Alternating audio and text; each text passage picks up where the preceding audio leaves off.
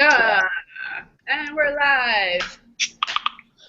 Boom! It's Tuesday. Yay! Yeah, it is the 5th of May, May 5th edition of OUYA Dev Support Office Hours. Cinco de Mayo. Si se puede. Kelly and Jared in LA. Hola.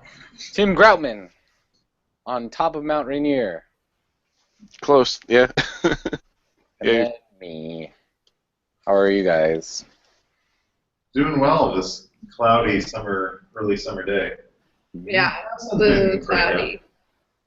We've got thunder and lightning today. It should be fun. Yeah, it is fun. You gonna do any experiments, Tim? Yeah, I've got all my fingers. Nice. I love your profile pic, by the way. Yeah. Now I've got 2 heads. Yeah. You guys play any video games lately? Started on Broken Age Act 2. Same here. Good deal. What was I playing? Let me see. What do you think of it? How is it? So far, so good. Yeah. I mean, if you like part 1, you're going to like part 2. Yeah, I mean, I haven't gotten very far, I think. That's just sort of like still wrapping up Act 1, I feel. Yeah, it's like tying together some of the loose ends. So does it just continue where it leaves off, or do you have to play through the first part to get to it? You do not have to play through the first part to get to it, although Double Fine does recommend playing Act 1 again if it's been a while before you start on Act 2. So to play that, do you just download Broken Age and then it'll come bundled with 2, or should people be looking for Broken Age Act 2? Oh, no, it's just Broken Age now. So the whole thing together, if you purchased it before, it will... if you purchased it before and deleted it, it'll show up as a free download, and that just means that you're updating the old file. I mean, you're getting the new update, basically. Cool. If you have it and you did not delete it, it will show up as an update, and you'll be asked to update it. So it's a big file for downloading the whole thing. So you'll need, I think, just over 4 gigs of free space in order to download it. It only takes just over 2 gigs. That's about right, yeah. Maybe around 2 gigs. 1.8 to 2, yeah. Yeah, once you've installed it, but it just that the Android SDK just requires that amount of additional space. Needs a buffer. I guess it's a good time to know, too, that today is the last day that you can pick it up for 30% off for the launch week sales, because it launched last week. So, yeah, snag that today. Again, yeah, if you already bought Act 1's free update, then, yeah, enjoy. It's a biggie. Tim, why do you need double the space when you're downloading a game? Do you have an Android explanation? Well, it's got to upload it to the device or whatever, and then unpack it. So it's got to download and install it, and that just takes double the space. So is there just like chaff that gets deleted afterwards or something, or? Yeah, it's just temporarily. It downloads it, unpacks it, gets rid of the temp files. It's like when you get furniture delivered to your house, and you have to you have all the packaging, right? That takes up lots and lots of space, and so it's like your house exploded for a while. That's perfect. You put everything together and you put it in place and you discard all the stuff that you didn't need. That's the sort of physical. I mean, it's what's happening on a digital level. That makes sense. That's kind of exactly how I get furniture. Like, I'll order some, they deliver the furniture, and then the next day they deliver the same thing, and I tell them, "You guys were here yesterday. I already got it." What? Yeah, it happens with TVs, everything. It's really? a Bermuda Triangle thing. I don't know. You get 2 of everything delivered to you? Yep. Only if it's big and it needs a delivery truck. Speaking of 2 of everything, I watched Noah starring Russell Crowe. Why? Surprisingly good. I was like, wow, this is really great. I mean, it's like, it's not bad. Check it out. It's really like, whoa. This is, worth the rental. Not bad. it's on Netflix, so I mean, it's There you go. Worth your Netflix subscription. yeah. If you like fantasy, movies, pretty funny. It's pretty fun. There we go. It's good. I'm sorry, you can't come on the boat. Oh.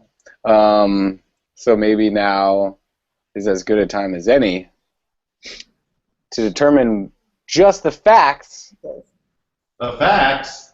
with Jared Yeager. I got some Yeah, facts Rod. for you. Yeah. On the game. On the gamer player side, since we weren't here last week because everyone had colds, as some of you may have seen, Joe Danger is live. So is Love from Fred Wood, Joy, Fluid SE, Ask Me Color and Shapes from our friends at Egg Roll Games, also live. Also on the funny front, if you want to check out Morals Are Optional, card game similar to Cards Against Humanity that is now live on the platform. So want some more silly party fun, check those out. Mentioned before, you can get Broken Age still today for 30% off.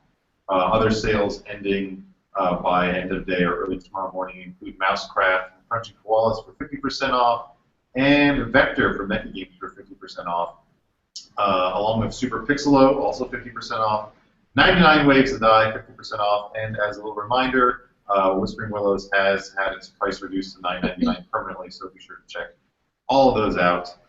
We also have sales that just went live in the last couple minutes for Full Blast for 25% off and 60% off for Back to Bed from our friends at Bedtime Digital Games.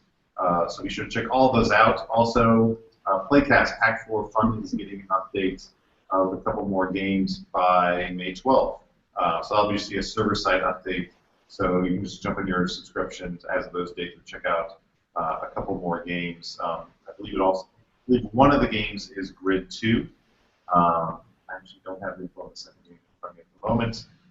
But again, you won't see like an update icon for this. You'll just have to go into your subscription or check out the Playcast for free, and you'll be able to see the 2 new games that you can demo out. Also on the updated front, Bomb Squad had a nice little update, so you can actually do continues in the single-player campaign or cooperative campaign, however you want to play it. Super Indie Cards has an update submissions for the early beta access that should go live later today or tomorrow. And Neon Shadow is now available on Mojo as well as OUYA with their OUYA Everywhere update. And I believe it's also now available on Xiaomi. I think we're up to about 14 games, 14 or 15 games on the platform now. Wow. Including Neon Shadow. I think also, if I'm correct, Whispering Willows might be as well. Is that correct, Tim? Yep. Yeah, so along with Tina's Toy Factory and a couple others. Yeah, so making our way quickly up to 20 games, hopefully, in the next few weeks, so we shall see. So yeah, good times, devs and gamers. Woo! Woohoo! Woo. Man. Um, Oh yeah, speaking of Joy and Fluid SE and Inferno 2, Radiant Games, their bundle will be live later this week for $9.99. You'll get all 5 of those games. They're all normally $2.99 each, so the bundle basically reduces the price to as if you're buying them all for $1.99 each. So pretty good, 33% off bundle for Radiant Games. So thanks very much for bringing all those new games to the platform. yeah, that's awesome. Amazing. It's incredible.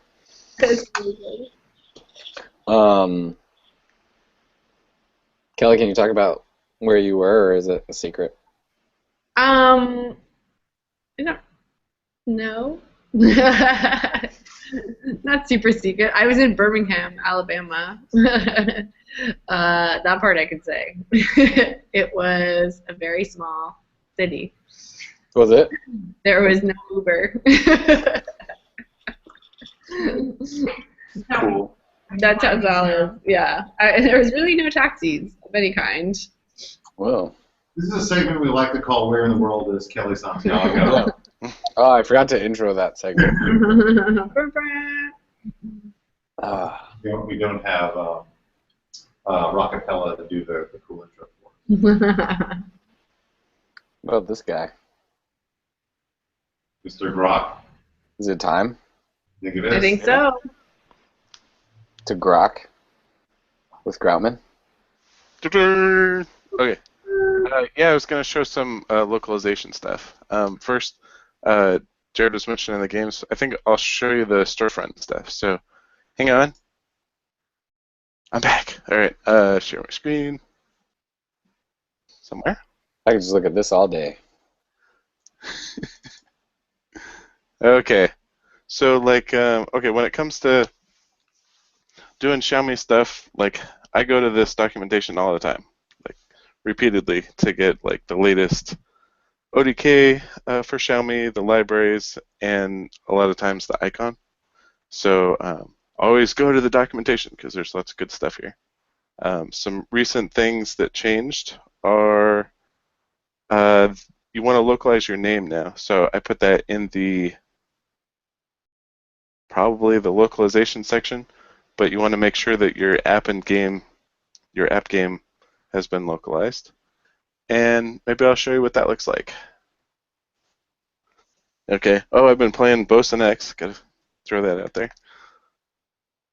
It's just about ready.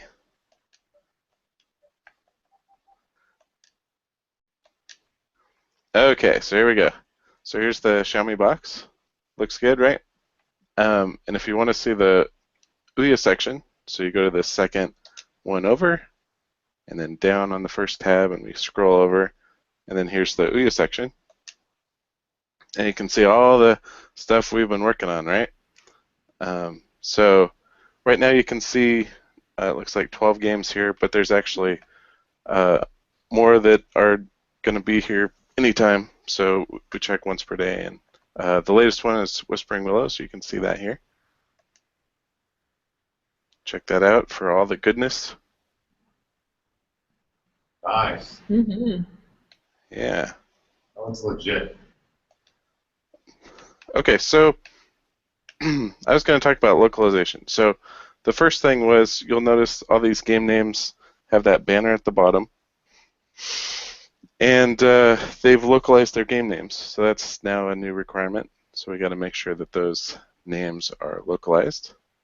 And then if I launch a game, there's some new requirements for the volume controls and stuff. So we were kind of hit a snag on that and finally got it working the way we want to work it, or how it's supposed to be.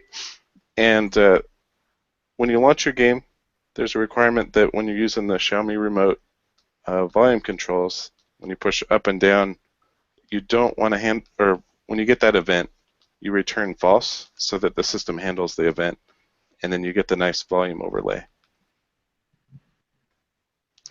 And when that happens, you get this volume overlay when you hit the remote buttons. And so they're checking that when you put your submission in review. They're going to be checking that. Also on the remote, you want your game, so when you hit the home button, it actually goes back to the launcher. And if I go back over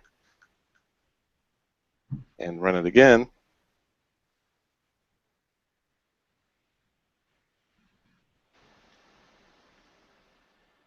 oh, well, I might have a dev build of that one. All right, let's do Toto Temple.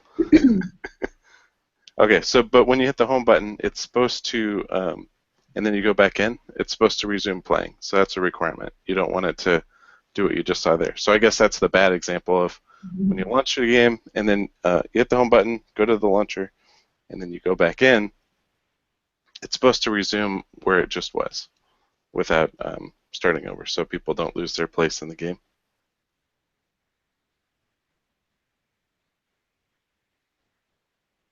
Okay, so here we have Toto Temple Deluxe. I hit the home button, and then I relaunch it, and it's right back where it was. So that's another important requirement. And yeah, then I was going to talk about localization stuff. So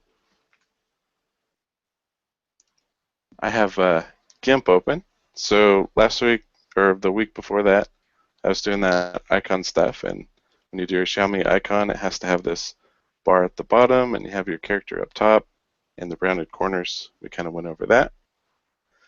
And then when you're localizing games, there's a million ways to do it. There's not a wrong way or a right way. They're just, a lot of times it uses different formats. And a lot of times they have these font glyphs that are set up, and there's a couple different formats. Sometimes they go sideways like this, and all the characters are lined up. And other times they're like this. So it just depends on how you're doing your localization. And here you can see from this first one, this took me a little while because I have both Chinese characters and the English characters in here, because as we're localizing stuff, if you haven't localized some things, you don't want it to not show up on the screen. So I have the English characters, and if QA says, oh, you didn't localize this or that, it'll show up. And there's some other important stuff, like this got me. It's the invisible stuff. So if I use the eyedropper tool, it'll show the color. And the space between these glyphs for this particular font system, you'll see that it has alpha 1 here. So I needed to make sure between each character it's got a column of space, which it does, so it's completely transparent, all zeros between the C and the D. And then actually inside, I've got alpha 1 here, and that was super important to set up for some of the characters when you get to the special symbols, or like this kind of thing, where if the character was a whole character but it had a space in the middle, it was actually chopping that in half, and that was bad because the whole character starts here and ends here. And so I made a little tool that goes in, and it makes the space in between alpha of 1. So it's not something you can see, but it's definitely important. Otherwise, the characters you see on screen were shifting all over the place. It was crazy. I spent a lot of time on it. It ended up being like something you totally can't see. You know, like how sometimes you have a programming bug, and like it comes down to a single line or a space or a missing semicolon. It was one of those type of deals. That little invisible character right there was, oh, like this one right here. Yeah, see, look at that. There's a space, and it's supposed to be that way, and you need that space. And now I can support that kind of thing. Okay, so what else do I have? Okay, so localization, a lot of times you have a sprite sheet like this for all the characters that you use in game. So it's bitmap fonts. And other times, developers like to bake their text into an image and display that on screen. So this is not my preferred way, but sometimes you want to get like a nice font style, or if you photoshopped your fonts, and that's one way to go about it. The kind of style that I prefer is, I'll show you some resource stuff, and this is kind of how I've documented it. So the Android way is, it has these resource files, and in your code you can look up based on a key value or the name here. Go to the top. So you pass in, give me the app name, and it returns the app name. So if I switch that over to a different language like Chinese, when you're on English, you get the English version, and when you're on Chinese, you get the Chinese text. And you have all your resources in a nice file. So when you get to the localization process, you can just like hand us this nice resource file, and then we send it off, it gets translated, and then it's really easy to get in your game. Versus like that image I showed before, when things are baked like this, it's a little more work because you have to go into Photoshop, match the style, the size, and then you have to go in and fix your code to reference the new images and strings. And then source code, like most people don't think about localization until you get there, and so their code might be hard-coded where you have the strings you use in game in quotes like this, but it's actually better to instead switch it to use this resource file. So if I just right-click that, there we go. So I made this little tool to help me because I do it so often, which is replacing a hard-coded string to use the string resource file. And that's really the preferred way, because then you can support lots of different languages just by dropping in new resource files. And it'll automatically select the right kind based on what language you're in. And most of the engines have support for resource files and localizations. This is kind of the Android-specific way. Some people are concerned about, they want to keep theirs multi-platform, so they might have a different one.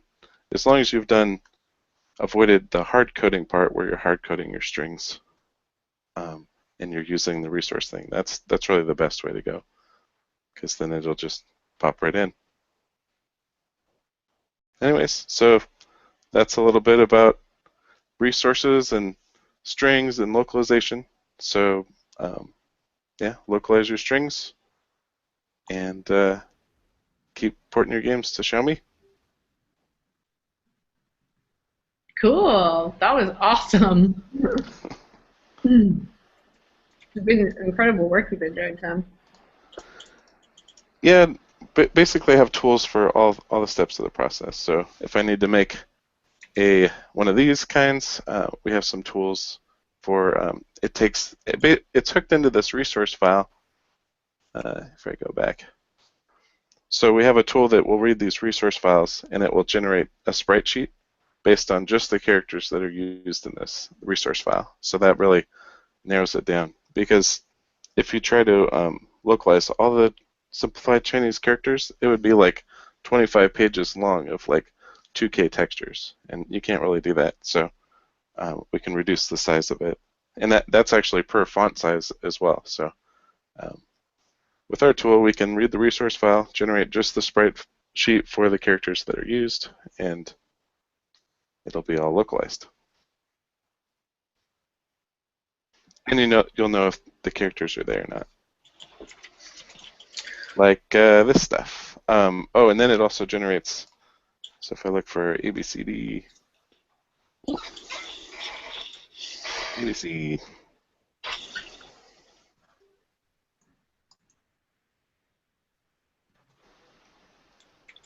Well, there's a resource string in here. Here we go. So it'll generate this this resource string. So a resource file has certain encodings. So not only does it need to be UTF-8 encoded so that you can have these Chinese characters, but some things have to be XML encoded, right? Because it's an XML file, like ampersand quotes, that kind of thing. But there's an additional set of encoding for resource files. So you have to put like a backward slash in front of certain characters to make it compatible with the AAPT tool in the Android SDK. So I think we've isolated all the gotchas that can happen. Although people can, when they do custom engines, they might do something totally different, and we might encounter that. But I think we've got most of the gotchas, and anything that needs to be localized, we can do.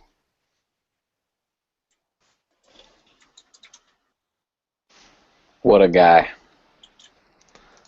And I've made this tool to find things faster, so I can search code, and like if I click it, these are rich text boxes, so I bold, and sometimes you need a 10-foot sign to find things. And so if I click on the localized text, whether it's been swapped out, because each engine might have a different lookup code for how it does strings, and it will do a reverse lookup based on the ID and find the entry in the resource file, or search by value and find the resource. And then I can just go right to my, I've got like this Excel spreadsheet somewhere that I get from gets. Here we go. So I get things like this, where it's the English text, replace the English text with this Chinese text, and then I can quickly search the code, find it, replace it, localize it, build the glyphs, build the font sheets, and get it submitted for review.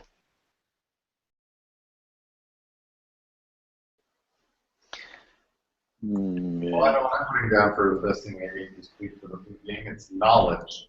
Oh. Endless serving, indeed. Yeah. Want to play that game? Want to go there?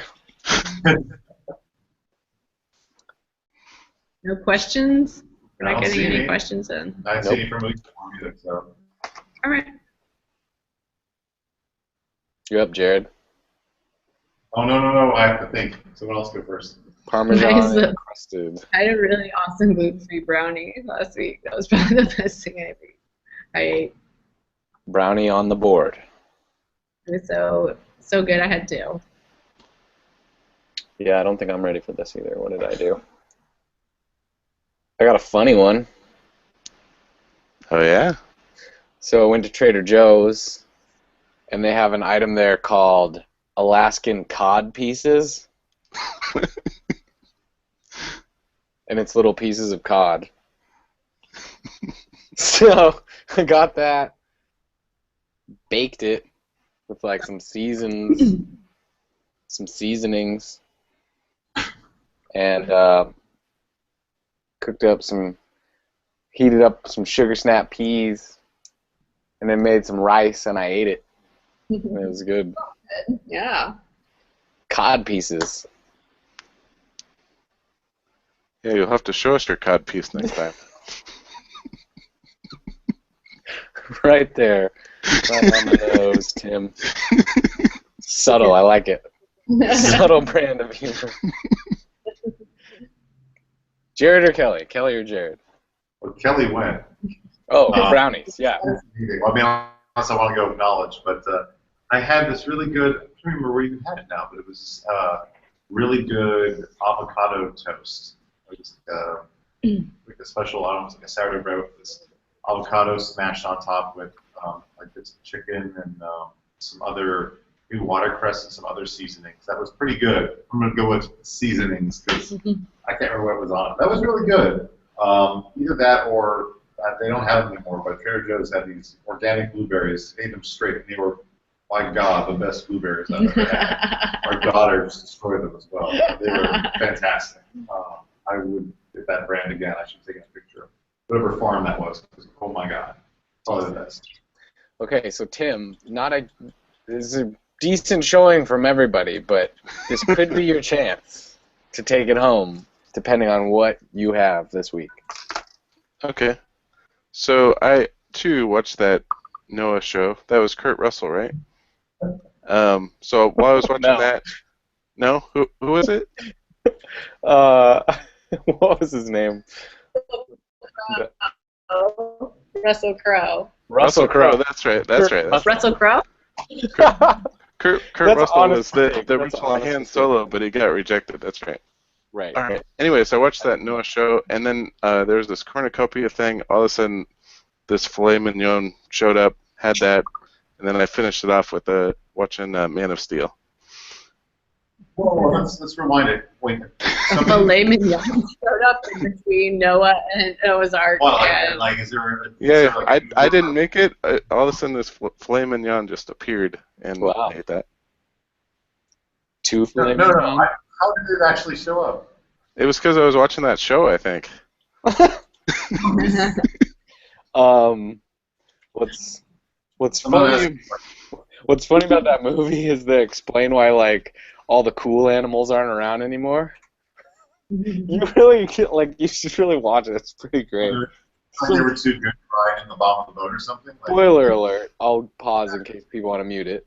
But like some jerk just eats all the cool animals. It's funny. It's like, oh no, that's what happened to the unicorns. I think you've discovered why everything tastes like chicken. Yeah. Because he ate all the good ones, right? Yeah. He ate all the cool tasting stuff. I think it was in there. Like, you just hear like somewhere in the boat, this is so good. It's really just some jerk. Anyways, that's it. So I'm gonna give the win to Tim. Is it Tim? It's Tim or Jared? No, definitely. magical filet mignon. Yeah. We're just gonna believe it happened. Filet min phenomenon. Yep. Huh? Secret sauce. It was great. I'm happy for you, Tim. Steak with the cheese. With the cheese. All right, y'all. Lunch. Lunchtime. Right. Later. Bye.